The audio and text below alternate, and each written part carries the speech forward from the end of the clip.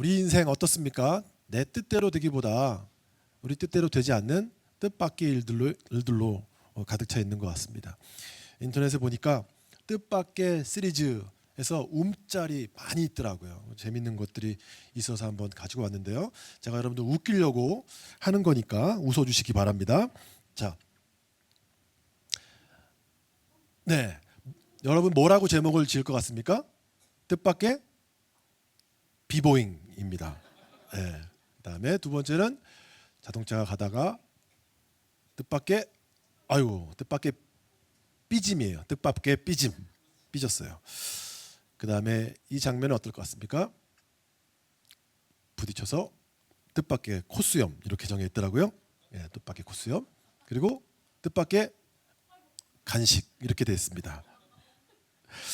뜻밖의 간식. 여러분 이런 움짤이 있는 것은요, 그야말로 예상치 않았는데 뜻밖의 벌어졌기 때문입니다. 사순절 기간 이제 얼마 남지 않았는데 부활절까지 저희 교회에서 이 뜻밖의 은혜 시리즈를 이렇게 생각하게 됐어요. 그래서 어떤 말씀을 전할까 하다가 우리 성도들과 함께, 바른교회 성도들과 함께 그 뜻밖의 은혜 사순절과 부활절을 준비하면 좋겠다 하는 마음으로 말씀을 함께 나누게 됐습니다. 하나님의 은혜란 뜻밖의 방법으로 이루어졌고 뜻밖의 시간 그리고 뜻밖의 만남을 통해 마침내 부활절 뜻밖의 생명을 얻게 되는 것이다. 이런 것이죠. 그래서 오늘 그 첫 번째 뜻밖의 방법에 대해서 한번 생각을 해보려고 합니다. 하나님이 우리를 구원하시되 뜻밖의 방법으로 우리를 구원하셨어요. 뭘까요? 하나님의 뜻밖의 방법. 독생자를 우리는 십자가를 말해야겠죠. 하나님의 뜻밖의 방법, 우리를 구원하신 뜻밖의 방법은 여러분 십자가입니다. 세상에는 종교나 사상을 나타내는 상징들로 가득 차 있죠. 그 상징을 보면 그 단체의 가치, 또 무엇을 믿고 무엇을 추구하는지를 알 수 있습니다. 예를 들어서 불교는요, 이 만자로 상징됩니다. 이 만자는 깨달음 혹은 복을 의미한다고 얘기합니다. 또 20세기 세계를 뒤흔들었던 소련의 깃발에는 저 안에 망치와 낫이 그려져 있습니다. 망치는 노동자, 낫은 농민을 상징하죠. 그래서 이 상징은요, 노동자와 농민이 주인되는 세상을 만들겠다 했던 것이 그들의 이념이라는 것을 알 수 있습니다. 그렇다면 우리 기독교의 상징은 무엇입니까? 십자가입니다. 조금만 생각해도 십자가를 상징으로 삼는다는 것이 굉장히 이상하다는 것을 알 수 있습니다. 어떤 종교가 새롭게 생겨났는데 그 종교의 상징으로 무엇을 삼을까? 그 종교의 창시자가 전기 의자에서 처형됐다면 그 전기 의자를 그 종교의 상징으로 삼는다? 그렇지 않을 것입니다. 그런데 우리는 그 처형 도구를 우리의 상징으로 삼고 있습니다. 그 이유는 간단합니다. 하나님께서 세상을 구원하시되 하나님의 구원하신 하나님의 방법이 바로 무엇이요? 십자가였기 때문입니다. 그 십자가는 뜻밖의 방법이었던 것이죠. 누구에게 뜻밖의 방법이었을까요? 먼저 그 십자가는 세상 사람들에게 뜻밖이었다는 것을 알 수 있습니다. 세상 사람들이 보기에 세상을 구원하는 방법으로 십자가를 택했다. 그래서 22절에 보니까 유대인들은 표적을 구하고 또 헬라인들은 지혜를 구하는데 유대인들이 표적을 구한다. 또 헬라인들은 지혜를 구한다. 이게 세상 사람들의 방법이에요. 유대인들은 자고로 오랜 동안 기적을 좋아했죠. 엘리야의 기적과 모세의 기적을 통해서 하나님을 만났어요. 늘 표적을 구했습니다. 기적. 그리고 헬라인들은 이 철학의 도시답게 그들은 위스덤, 소피아, 지혜를 구했어요. 수많은 철학자들이 있었죠. 이를 통해서 그들은 하나님을 만나기 원했지만 십자가가 오히려 지혜요 능력이라는 역설을 말씀해 주고 있는 거예요. 쉽게 말해서 세상 사람들 하나님 믿겠다고 하는 사람들의 도전이 무엇입니까? 보여주면 믿겠다. 기적을. 또 이해되면 믿겠다. 이성적으로. 이렇게 말하는 사람들 앞에 바로 바울이 커스터마이즈 해갖고 바로 십자가야말로 너희들이 원하는 능력이 되고 너희들이 원하는 지혜가 된다라는 이야기를 하고 있는 것이죠. 그러나 그들이 보기에는 예수님의 십자가가 능력이 아니라 약해 보이고 예수님의 능력이 미련해 보였다 하는 것이죠. 유대인들 기억해 보십시오. 메시아를 기다렸어요. 어떤 메시아를 기다렸습니까? 능력 있는, 그렇죠. 능력 있는, 힘이 있는 메시아를 기다렸어요. 그래서 그들의 지금 로마의 식민지인데 로마를 무너뜨리고 다윗의 왕권을 회복할 능력이 있는 메시아를 원했어요. 그런데 그 메시아, 그들이 기대했던 메시아 예수가 허무하게도 죽어버린 겁니다. 처참하게 십자가에 달린 거예요. 이것을 보고 23절에 십자가는 유대인들에게 거리끼는 것이요 이렇게 말했어요. 영어 성경에 보니까 거리끼다라는 것을 걸림돌이라고 번역해놨어요. stumbling block이라고 얘기했습니다. 예수의 십자가가 유대인들에게는 걸림돌이 된다는 거예요. 걸림돌이 뭡니까? 치명적인 약점이 된다는 거죠. 예수를 믿으려고 했는데 아니 기적을 일으키고 병든 자를 낫게 하고 오병이어를 일으키는 그들이 기대했던 메시아로 기대했는데 십자가에 달려 죽으셨다라는 그것이 그들에게는 치명적인 걸림돌이 되어서 유대인들에게는 거리끼는 것이 되었다라고 이야기하고 있는 것입니다. 치명적인 약점. 그럼에도 그들은 그것을 극복할 수 있다라고 생각을 했습니다. 그것을 극복할 수 있겠다라고 생각을 했죠. 뭐 어차피 사람은 다 죽는 거니까 예수가 죽었지만 그럼에도 불구하고 예수를 우리는 믿을 수 있을 거라고 생각을 했습니다. 그러나 죽었는데 어디서 죽었다는 거예요? 십자가. 이게 문제인 겁니다. 자, 유대인들에게 그들이 메시아라고 믿었던 예수께서 십자가에 달려 죽으셨다는 것이 왜 걸림돌이 됩니까? 유대인들의 가르침 신명기에 의하면 나무에 달린 자마다 저주 아래 있는 자라는 프레임이 있기 때문입니다. 성경 말씀 때문에 걸림이 되는 거예요. 아니 그냥 죽었으면 문제가 없겠는데 하필이면 십자가, 나무에 달린 자가 됐기 때문에 이 사실이 그들에게는 걸림이 됐어요. 성경 말씀이 걸림이 됐어요. 또 헬라인들에게는 어떻습니까? 로마의 가장 극악한 형벌, 사형제도 따라서 십자가에서 죽었다는 것은 그 어떤 방법으로도 커버할 수 없는 실패자라는 낙인이 탁 찍히는 것이기 때문에 그들은 이 십자가에 죽으신 예수를 받아들이기 어려웠던 것입니다. 메시아는 로마를 무너뜨리고 이스라엘을 회복해야 될 존재인데 그 로마에 의해서 처참하게 짓밟힌다는 것은 메시아로서 있을 수 없는 일이었기 때문입니다. 실패자라는 낙인이 걸림이 되었던 것입니다. 따라서 그들에게 십자가는 예수를 메시아라고 받아들이기에는 너무나 큰, 너무나 치명적인 약점이, 치명적인 걸림돌이 되었던 것입니다. 그래서 그들은 십자가를 거리끼는 것이다, 미련한 것이다 라고 여겼던 것입니다. 자, 두 번째로 십자가라는 방법으로 우리를 구원한다는 것이 또한 그것이 누구에게 뜻밖이었을까? 너무나 뜻밖인 사람, 존재가 있죠. 사단입니다.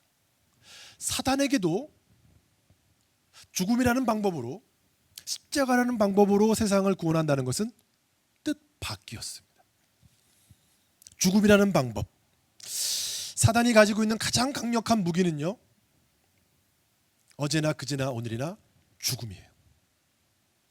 죽음이라는 방법으로 우리를 위협합니다. 그래서 예수께서 그 죽음을 이기신 것 아닙니까? 할렐루야. 이게 얼마나 놀라운 사실인지, 우리는 깨달아야 됩니다. 날마다 깨달아야 돼요. 죽음이라는 것이 마귀가 우리를 흔들고 있는 주특기라는 거예요. 응? 그래서 예수를 십자가 못 박아 죽이기만 한다면 하나님의 구원 계획이 그것으로 끝나는 것이다라고 판단했던 것이죠. 그러면 우리는요, 내가 가장 잘하는 것에서 넘어집니다. 내가 자랑하는 나의 강점이 꼭 결국에는 내 약점이 돼서 발목을 잡을 때가 많습니다. 이것이 그리스 로마 신화에 나오는 이카루스의 날개의 교훈이죠.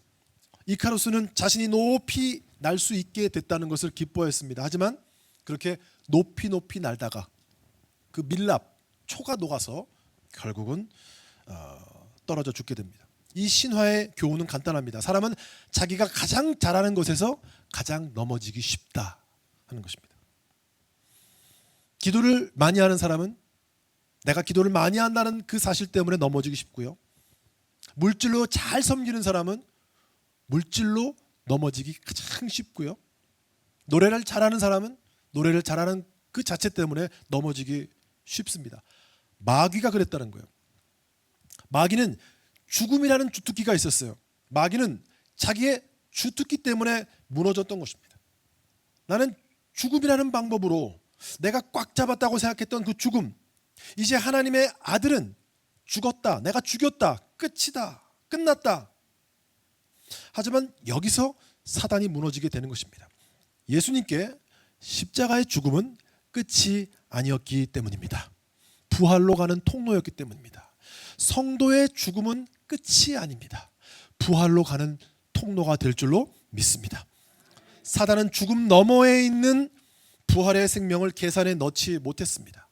소위 뜻밖이었던 것이죠. 왜냐하면 십자가는 사단을 향한 하나님의 덫이었기 때문입니다. 하나님께서 그 십자가에서 그 마귀를 속인 하나님의 비밀이었기 때문입니다. 같이 읽겠습니다. 시작.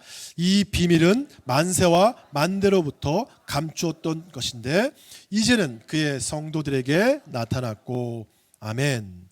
사단 마귀에게는 허락되지 않은 미스터리, 하나님의 비밀이었기 때문에 마귀는 너무나 놀란 거예요.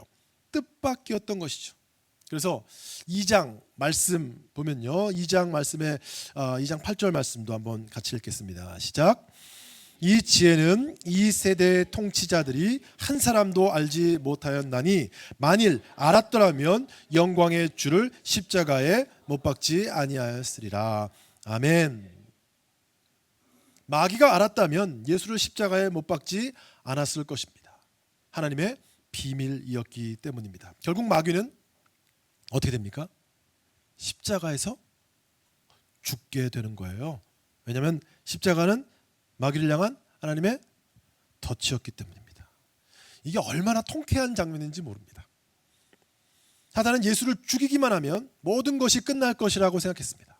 그런데 우리 하나님은요, 예수의 죽음은 단순한 죽음이 아니었죠. 죄값을 대신 지불한, 온 인류의 죄값을 대신 지불한 대속의 현장, 제사의 현장이 됐던 거예요. 예수님의 죽음이 단순한 죽음이 아니라 온 인류의 죄를 담당하시는 제물이 되셔서 그 십자가에서 죽으신 사건이 된 것입니다. 그러니까 사단은 예수를 죽임으로써 인류의 죄값을 대신 치르게 하는데, 그 대속의 사역을 하는데 본의 아니게 일조하게 된, 도와준 꼴이 되었던 것입니다. 사단은 십자가를 예수의 무덤으로 만들려고 했지만 도리어 십자가는 마귀의 무덤이 되었던 것입니다. 이것은 사단이 결코 예상하지 못했던 하나님의 뜻밖의 신의 한 수가 되었던 것이죠. 십자가는 뜻밖의 신의 한 수였던 것입니다. 그래서 24절 말씀은 이렇게 선포합니다. 24절에 보니까 오직 부르심을 받은 자들에게는 유대인에게나 헬라인에게나 그리스도는 하나님의 능력이요 하나님의 지혜니라. 아멘. 한번 따라합시다. 십자가는 하나님의 지혜요 하나님의 능력입니다. 다시 한번. 십자가는 하나님의 지혜요 하나님의 능력입니다. 그분께 지혜와 능력이 있는 줄 믿으시기 바랍니다. 십자가는 부끄러운 게 아니에요. 그 유대인들을 만족시키는 능력, 헬라인들을 만족시키는 지혜, 우리 모두를 만족시키는 하나님의 능력이요 지혜, 그것이 바로 하나님의 방법, 뜻밖의 방법, 십자가였던 것입니다. 마지막으로 십자가는 누구에게 뜻밖인가? 바로 예수를 믿는 우리들에게도 뜻밖입니다. 우리는 예수를 따라가면 복을 받는다고 믿습니다. 예수 따라가며 복음 순종하면 우리 행할 길 화나겠네, 그렇게 믿고 오늘도 우리는 주님을 믿고 있습니다. 그렇게 예수를 믿고 따라가는 길, 나의 갈 길 다 가도록 예수 인도하시니 무슨 일을 만나든지 만사형통, 그렇죠, 만사형통할 것이라고 믿고 우리는 예수를 따르고 있습니다. 솔직히 그래요. 제자들 역시 그랬습니다. 예수를 따라가니까 오병이어의 기적을 만나고 무리를 걷는 기적을 경험하고 병자들이 막 일어나고 뛰는 것을 볼 수 있었어요. 그렇게 예수를 따라갔는데, 그렇게 예수의 길을 따라갔는데 그 길 끝에서 뭘 보게 된 거예요? 뭐요? 십자가를 보게 된 거예요. 열심히 뛰어갔는데 그 끝이 뭐였던 거예요? 벼랑이었던 거예요. 그 십자가를 보고 베드로가 외친 말이 무엇입니까? 그림하소서. 주님이 십자가의 길로 가려 할 때 막아서죠. 그림하소서. 자기의 가는 길이 십자가의 길이라 말씀하시자 그림하소서 외치는 우리와 다름이 없다는 것이죠. 왜 그렇게 외쳤습니까? 너무나 뜻밖이었기 때문입니다. 내가 기대했던 메시아, 내가 믿었던 기독교, 내가 믿었던 신앙, 너무나 뜻밖이기 때문에 그림하소서라고 외치는 저 베드로의 모습이 우리의 모습이라는 거예요. 주님은 주님 따라가는 길에서 십자가를 만날 것이라고 분명히 재차 말씀하셨습니다. 그래서 나를 따라오려거든 어떻게 하라고요? 자기를 부인하고 자기 십자가를 지고 나를 따를 것이라고 말씀하셨습니다. 그럼에도 불구하고 제자들은 들으려고 하지 않았고 인정하려고 하지 않았습니다. 그리고 마침내 십자가를 만났을 때 마치 그것을 처음 보았다는 듯이 제자들은 뿔뿔이 흩어졌습니다. 두려워서 도망쳤고 또 십자가가 싫어서 도망쳤습니다. 자기를 부인하라고 했는데 자기를 부인하지 못하자 무엇을 부인해요? 누구를 부인해요? 예수를 부인하죠. 자기를 부인하지 못하면 반드시 우리는 예수를 부인하게 되어 있습니다. 자기를 부인하지 못하자 예수를 부인하고 십자가를 부인하게 된 것입니다. 여러분, 우리도 크게 다르지 않습니다. 예수를 따르는 그 길 가운데 우리는 각자 제 몫의 패인 낯선 십자가를 만나게 됩니다. 모두 다른 방법으로 다가옵니다. 그 십자가 낯설게 다가오죠. 우리가 만나게 되는 대표적인 뜻밖의 십자가가 있습니다. 그것은 다름 아닌 저는 기다림이라고 생각을 해봅니다. 여기 계신 분 중에 기다리는 거 좋아할 분 아무도 없을 겁니다. 기다림은 예수님을 따라가는 길에서 만나게 되는 뜻밖의 복병이에요. 분명히 기분 좋게 시작한 걸음이었어요. 내게는 하나님께서 주신 말씀도 있고 예수를 만난 기쁨도 있었습니다. 심지어 그분이 나에게 주신 사명도 있었습니다. 그렇다면 하나님께서 활짝 열린 길을 주셔야 합니다. 그런데 하나님은 왠지 침묵하십니다. 답변이 없으세요. 그리고 그 무심한 시간은 그렇게 흘러갑니다. 아브라함이 그랬어요. 모세도 그랬습니다. 다윗도 그랬습니다. 요셉을 한번 생각해 볼까요? 요셉의 삶은 그야말로 뜻밖의 고통의 연속이었죠. 채색 옷을 입던 귀한 아들이 구덩이에 떨어지고 노예로 팔려가고 성실히 일했음에도 불구하고 누명을 쓰고 감옥 아래 떨어지게 됩니다. 뜻밖의 고통이었습니다. 여러분, 요셉의 인생 가운데 가장 힘들었던 순간이 언제였을까요? 감옥에 갇혔을 때였을 것입니다. 형들에게 팔려서 애굽의 노예가 되었을 때 요셉은 그것이 이제 더 이상 내려갈 것 없는 인생의 가장 밑바닥일 거라고 생각했을 것입니다. 하지만 요셉은 그 밑바닥을 뚫고 지하로 내려갑니다. 더 깊은 지하실로 처박히게 돼요.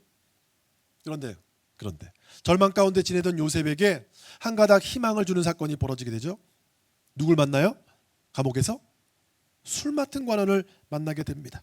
그리고 그의 꿈을 해석하게 되었고 요셉은 이제 조속한 석방을 기대할 수 있는 그런 순간이 됐어요.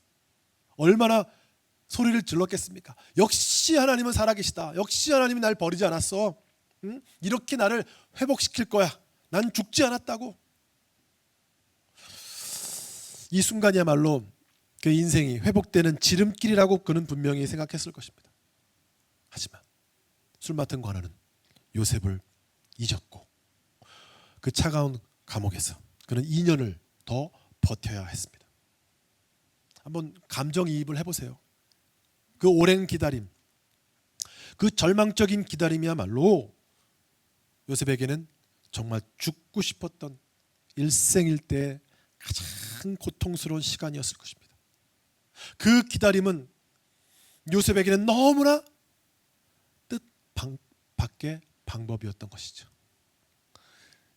지금 이 자리에 그 뜻밖의 순간들을 지나고 계신 분들 계십니까? 저도 그 고난의 터널 속에서 하나님을 원망하며 지냈던 시절이 있었습니다. 그때 만났던 찬양이 광야를 지나며라는 찬양입니다. 가사는 이렇습니다. 왜 나를 깊은 어둠 속에 홀로 두시는지, 어두운 밤은 왜 그리 길었는지, 나를 고독하게, 나를 낮아지게 세상 어디도 기댈 곳이 없게 하셨네. 광야에 서 있네. 주님만 내 도움이 되시고 주님만 내 빛이 되시는, 주님만 내 친구 되시는 광야, 주님 손 놓고는 단 하루도 살 수 없는 곳 광야에 서 있네. 주께서 나를 사용하시려, 나를 더 정결케 하시려 나를 택하여 보내신 그곳 광야, 성령이 내 영을 다시 태어나게 하는 곳 광야에 서 있네. 내 자아가 산산이 깨지고 높아지려 했던 내 꿈도 주님 앞에 내려놓고 오직 주님 뜻만 이루어지기를, 나를 통해 주님만 드러나시기를 광야를 지나며. 이 찬양을 부르며 들으며 얼마나 많이 울었는지 모릅니다. 정말이지 광야를 지나본 사람만이 할 수 있는 고백입니다. 기다림이라는 광야 앞에 설 때 우리는 주님이 너무나 낯설어서 주님을 원망하고 주님을 따라온 나의 삶까지도 부정하고 싶은, 후회하는 그런 시간들을 보내게 되죠. 하지만 우리는 잘 알고 있습니다. 그 기다림이 요셉을 요셉되게 했습니다. 그를 얼마나 영글게 해놓았는지를 알 수 있습니다.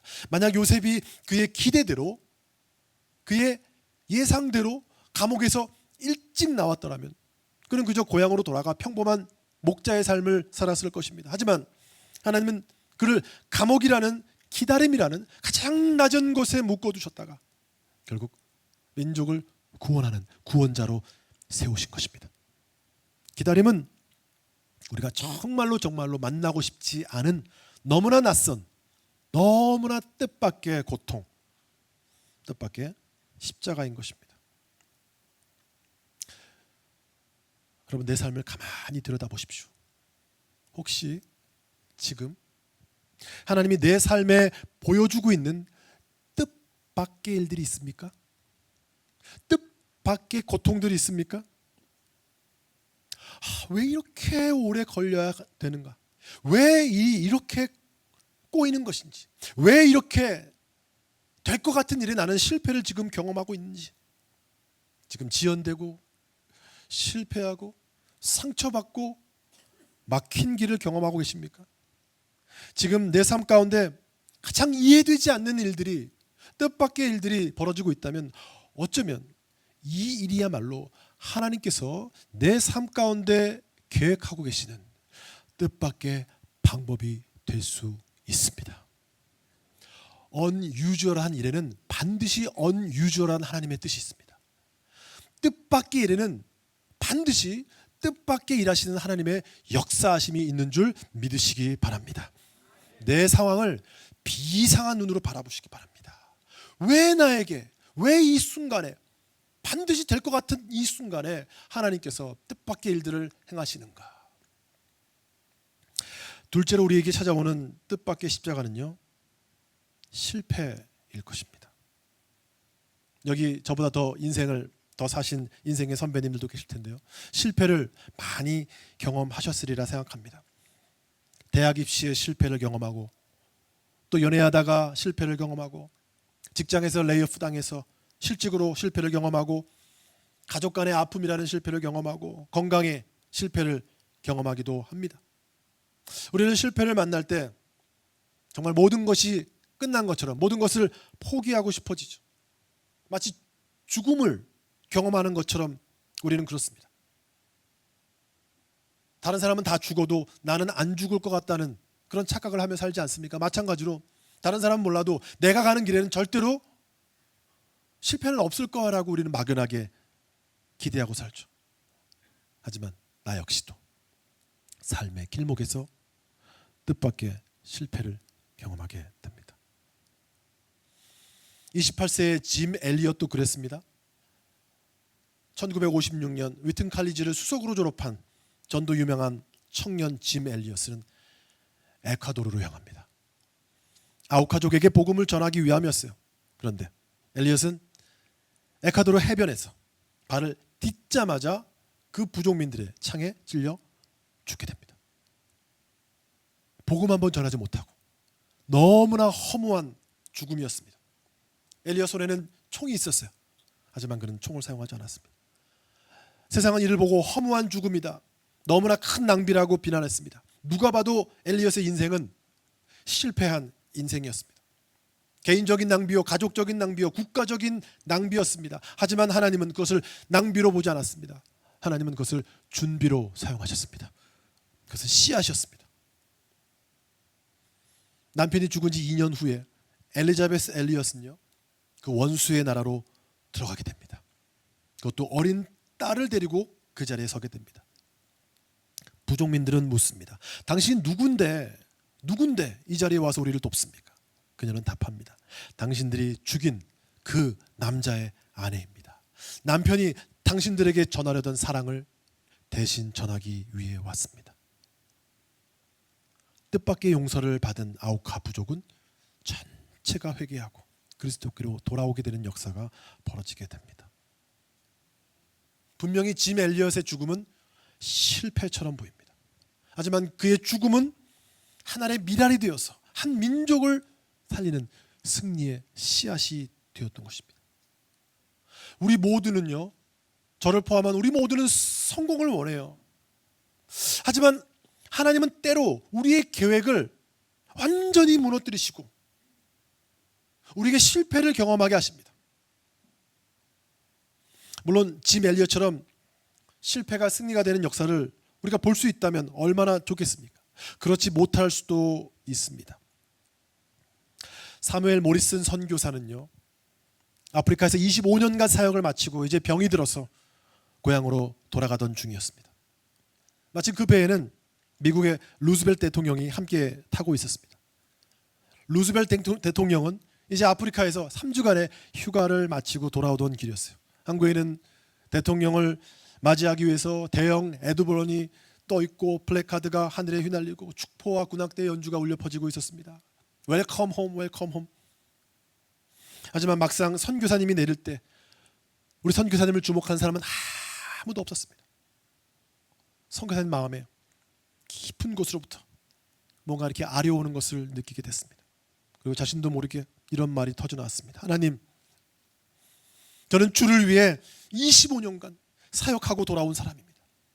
아니, 저 사람은 단 3주간, 그것도 사냥을 즐기다가 온 사람을 저렇게 환영해 주면서 오직 주를 위해 25년간 살다가 이렇게 병들어 집으로 돌아왔는데 하나님, 이게 뭡니까?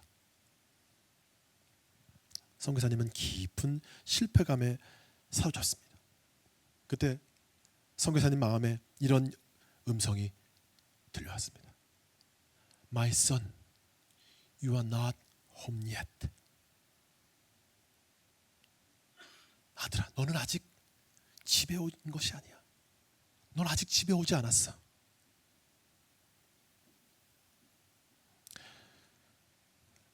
주님은 이 땅에 인간의 모습으로 오셨습니다.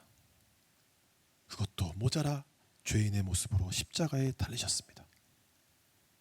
십자가는 우리 모두에게 너무나 생경한, 너무나 낯설은, 너무나 뜻밖의 방법이었습니다. 왜냐하면 십자가는 그들이 보기에 너무나 미련한 방법이었기 때문입니다. 하지만 주님의 십자가는 하나님의 지혜요, 하나님의 능력이었습니다. 십자가의 도가 멸망하는 자에게는 미련한 것이지만 구원받는 우리에게는 하나님의 능력이기 때문입니다. 십자가는 유대인들에게도 뜻밖이었고 사단에게도 뜻밖이었고 지금 오늘을 사는 우리에게도 계속해서 뜻밖일 것입니다. 하지만 그 뜻밖의 방법이 우리를 구원했습니다. 주님은 오늘도 그 뜻밖의 방법으로 다가오십니다. 그 방법으로 우리를 살리려고 우리에게 다가오십니다. 여러분, 이번 한 주간 왜 나에게 이런 일이? 라는 질문이 터져 나올 때마다 그것이 하나님의 뜻밖의 설계라는 것을 믿을 수 있기를 바랍니다. 세상은 그것을 미련하다고 말하지만 하나님은 그것을 통해서 우리의 인생에 가장 강력한 능력을 나타내실 것입니다. 뜻밖의 일에는 unusual한 하나님의 뜻, 하나님의 뜻이 있습니다. 뜻 밖의 일 같지만 그 일은 뜻 밖이 아니라 하나님의 뜻 안에 있는 일인 줄 믿으시기 바랍니다. 하나님의 뜻 안에 있습니다. 우리는 주 안에 있습니다. 그 안에 거하는 자는 안전한 줄 믿으시기 바랍니다. 여러분, 실패가 우리를 찾아올 때, 심지어 죽음이 우리를 삼키려 할 때도 두려워하지 마시기 바랍니다. 우리는 아직 아버지 집에 도착한 것이 아니기 때문입니다. 뜻밖의 방법으로 사시기 바랍니다. 십자가로 행할 수 있는 바른교회 성도들 되시기를 주님의 이름으로 축복합니다.